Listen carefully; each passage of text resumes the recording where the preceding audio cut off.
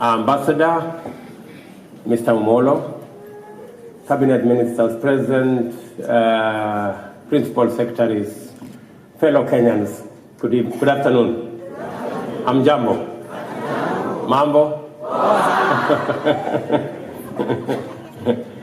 Kwanza, I don't know whether to speak Swahili or speak English. German. Or German. Okay. First, let me take this opportunity to very sincerely thank all of you. I know many of you have come from far and wide to make it to this meeting so that we can have this conversation. Sorry about the fact that we are constrained for time, because in my original plan, I had a very, very tight schedule because this wasn't a very official visit. There were issues that we wanted to sort out. But I want to promise you that the next time I come, I will have a whole afternoon to have a chat with you guys. Having said that, I send Alfred and Ms. Njogu earlier to engage with you.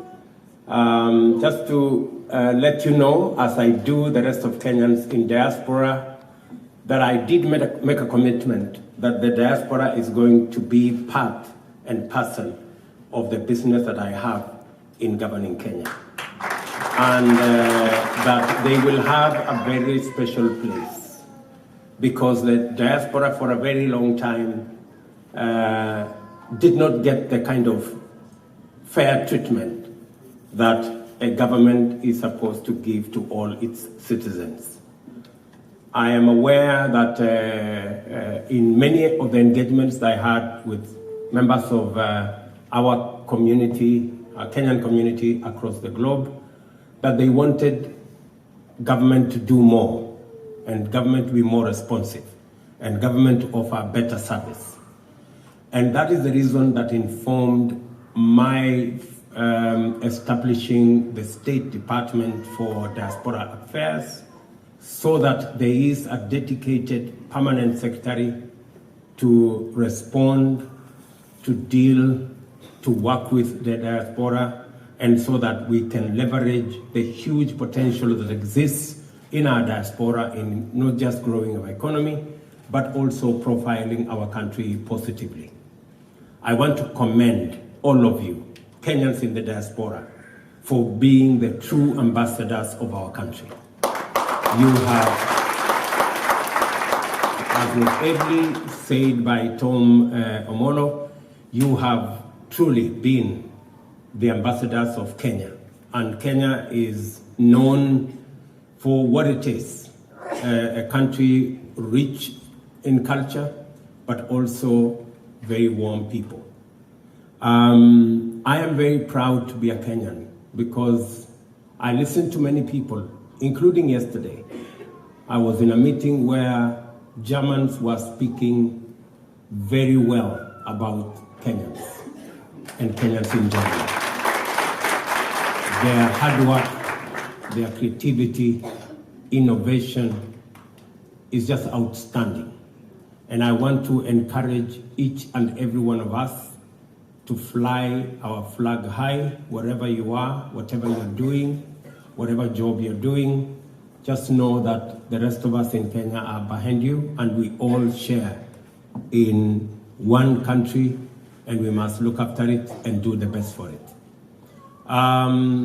Apart from setting up the Department for Diaspora, we would want to review, as the PS has said, the diaspora policy. And we are expecting you guys in the diaspora to help us with ideas, to contribute your thoughts on how best you think as a country we can take advantage of the opportunities that exist in Kenya, and also take advantage of the opportunities that are available globally.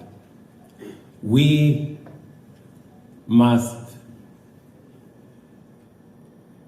act local, but think global. I think there is opportunities out there that we must not miss out. let me tell you one thing that I am very sure about, that we have the best human capital anywhere in the world. That I am very sure about. Kenyans can work anywhere. They can do anything. And they are simply the best. So, and we must, that's in fact the biggest asset that we have, the Kenyan people. We may not have gold, we may not have silver and oil, but we have the Kenyan human capital. It is better than gold.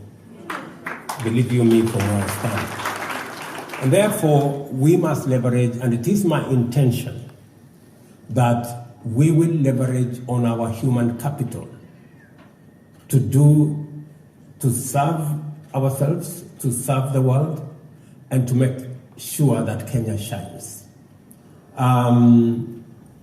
In the conversation that I'm going to have this afternoon in the next few minutes with Chancellor Scholz, one of the issues we are going to have a conversation about is about jobs for millions of Kenyans and how we can make it a lot more easy for Kenyans in Kenya, Kenyans in Germany to access opportunities for employment and to eliminate the red tape, to eliminate bureaucracy, and to ensure that our human capital, the best that is available anywhere in the world, is made available to the world. And I also want to confirm to you that in Kenya, and thanks to many of you who voted in the last general election, the last general election was in a category of its own. In fact, it was historic, because in the last general election, two very fundamental things happened. Number one, Kenyans voted against tribalism.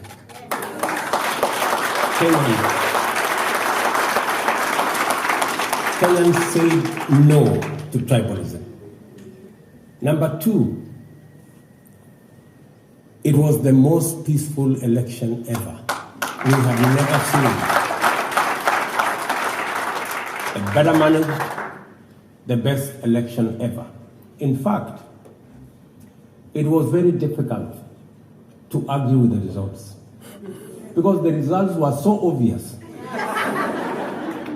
They were on a portal where anybody with a simple calculator, and you didn't have to look for a very difficult, even one that uses solar, was sufficient for you to know the outcome of the results.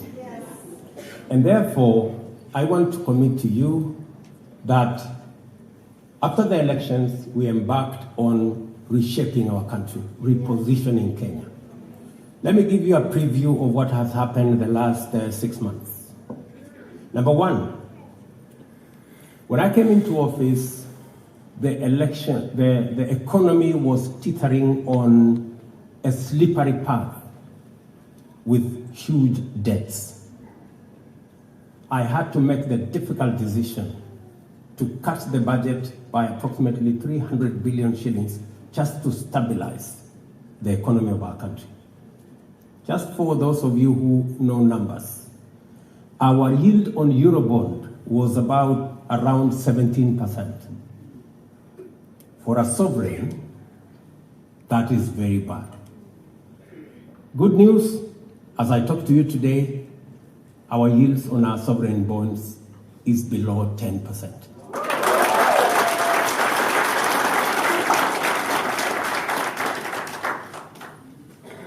Last year, it was not possible, and let me just tell you this candidly, it was not possible for Kenya to go and borrow in the international market. In fact, Kenya tried to go and borrow in the international market in April last year, and the doors were shut on us because many people believed then that Kenya would default. Let me tell you now the good news. The international financial institution is now welcoming Kenya. And it's saying Kenya can borrow whatever money that they want because the economy has been stabilized. One more thing. We couldn't even borrow syndicated loans. It was difficult.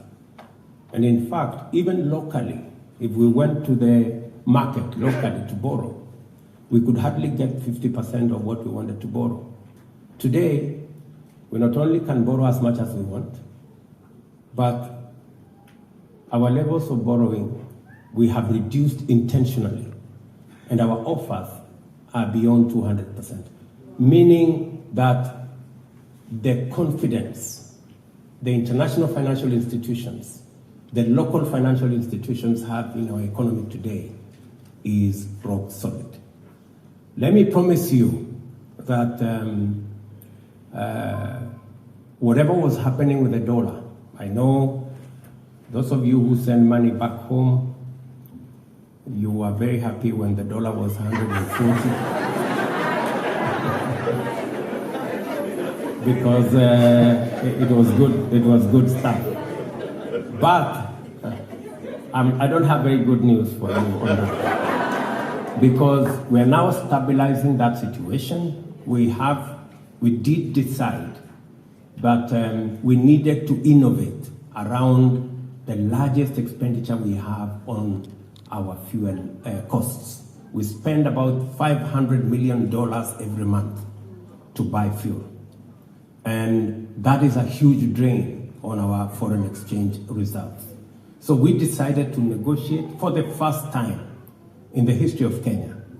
We can now buy fuel in Kenya shillings. We do not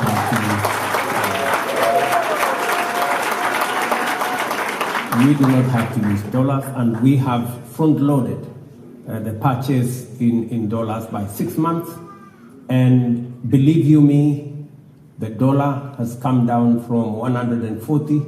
It is now 130, and I promise you, it's going to be 120 in the next few weeks. I don't know whether that's good news or bad news. Certainly, it is good news for those of us who are running the affairs of our nation in Kenya. Again, let me commit to you that despite the fact that we have challenges around commodity prices, challenges occasioned by many factors, including local factors, factors beyond us with the Ukraine war, with COVID, but also our own decisions that we didn't make the correct decisions. We suspended 4 years ago, we suspended subsidy to our farmers on fertilizer, on seed. And as a result, farmers were buying fertilizer at 7,000. So few farmers could afford, and therefore we reduced our production by about 10 million bags of maize, for example, and we ended up in a crisis. Let me tell you that in the last 6 months, we've not only registered 5 million farmers, we have made 6 million bags of fertilizer available, we have made seed available, and I want to promise you that in the coming months, you will see a whole different paradigm shift in our food production and in our availability. One more thing, let me also tell you that we had a situation that I had to deal with when I came into office. Many of you heard stories of bodies of Kenyans in Yala, bodies of Kenyans in all manner of places. And I did undertake that that will come to an end. Extrajudicial killings in Kenya should come, and I want to promise you, has come to an end. There will be no extrajudicial execution in our country. It has no place in our constitution. It has no place in our laws. It has no place anywhere in the globe. And I want to promise you that, as I promised when I took over office, Kenya is going to be run simply on the platform of the rule of law, nothing less, nothing more. I know Some of you are concerned about what's going on in Nairobi, what's going on in Kisumu, especially in a few other places. Let me promise you that we are going to take care of that situation. Kenya is a country of the rule of law, right? And as responsible citizens, and as president, I will ensure that everybody's property, it is my duty, everybody's property, everybody's business, everybody's hustle is protected, and the lives of the people of Kenya are protected.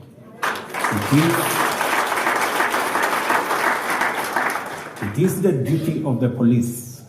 My administration will make the resources necessary, the policy decisions necessary for the police to execute their mandate in accordance with the law and the Constitution. And when I took office, I undertook that we're going to make the criminal justice system work for all Kenyans. And I did the deliberate thing to delineate the police from the office of the president. The Constitution says the police will have not just operational independence, it must also have financial independence. For a very long time, the financial independence of the police was undermined because it was under the office of the president. I did sign the executive order that transferred the financial resources from the office of the president to that of the Inspector General of Police. Today, the Inspector General of Police is solely responsible for both the operations and the financial requirements of the police force, and they can make independent decisions on what they want to do to secure the country. I will continue to ensure that that is the case. And that is why the police in Kenya have a responsibility. And speaking from Berlin, the Inspector General of Police and all the police, the entire police force in Kenya have a responsibility to ensure that the property of every Kenyan, the business of every Kenyan, the life of every Kenyan is secure, protect the right of every Kenyan, the civil rights of every Kenyan, and ensure that nobody tramples on the rights of others as they exercise or enjoy their own rights. We have the right to protect everybody, and the police should be able to do that. I want to give you my assurance that impunity will never be and will not continue to be part of our political discourse. None of us is above the law. All of us must submit to the rule of law. It's the only thing that makes us equal. There are no tall or short or fat or thin people when it comes to the rule of law. We are all equal and we are all one size. Tunakubaliana namna hiyo? Even Omolo here. Right? So let me leave it there for now because I have some business to go and do on your behalf. Because I have some business with the Chancellor, but I'm going to answer a few of your questions, just maybe 2 or 3. This is Radio Ara. This is Radio Ara, home of African music.